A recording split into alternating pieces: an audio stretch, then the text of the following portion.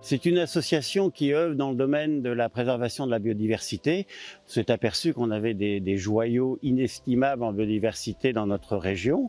Et donc, nous identifions les zones, les lieux les plus intéressants en biodiversité.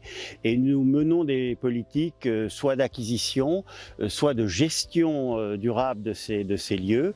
En général, d'ailleurs, en lien avec l'économie locale et l'agriculture, pour permettre l'usage de ces lieux avec une destination de protection de la biodiversité, de tout ce qui est le plus remarquable en Normandie. Nous œuvrons sur le territoire des 5 départements de Normandie. Il y a environ 80 salariés dans notre association et nous gérons environ 2800 hectares sur le périmètre normand. On peut dire qu'on a beaucoup de salariés qui sont des scientifiques, qui assument la connaissance de ces sites.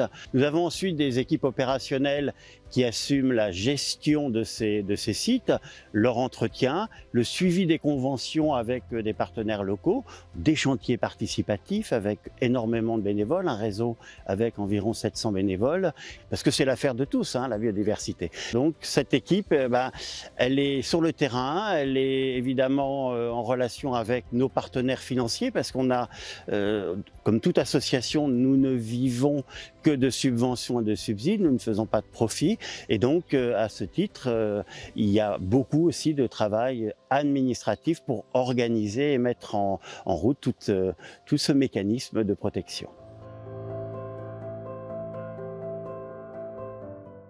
Un projet qui se situe à Corneville-sur-Risle, qui est une prairie humide. Et ce site est intéressant parce qu'il est contigu à déjà une réserve ornithologique qui est gérée par une association partenaire, et il y a déjà d'autres sites encore qui sont l'objet de mesures de protection. Et là, ce que l'on cherche, c'est à étendre cette zone de protection, en particulier par rapport à la gestion de l'eau, puisque vous savez, quand on gère des espaces naturels et qu'on est soucieux de la protection de la biodiversité, on participe aussi à la gestion de la qualité des eaux dans la durée.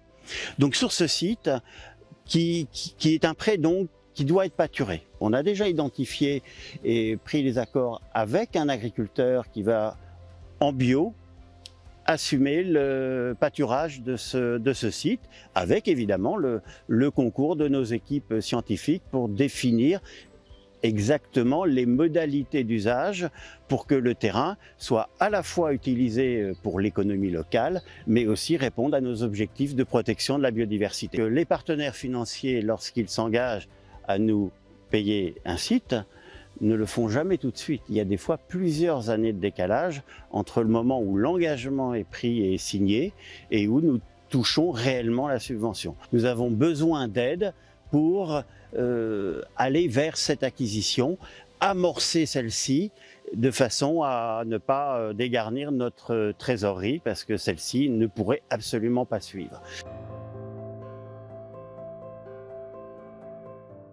Pour les générations à venir, eh bien, je crois qu'il est important en tant qu'individu, mais c'est vrai pour tous les membres de nos structures associatives, eh bien, on a un rôle à jouer. On n'a pratiquement plus de territoire qui n'ait jamais été modelé par la main de l'homme.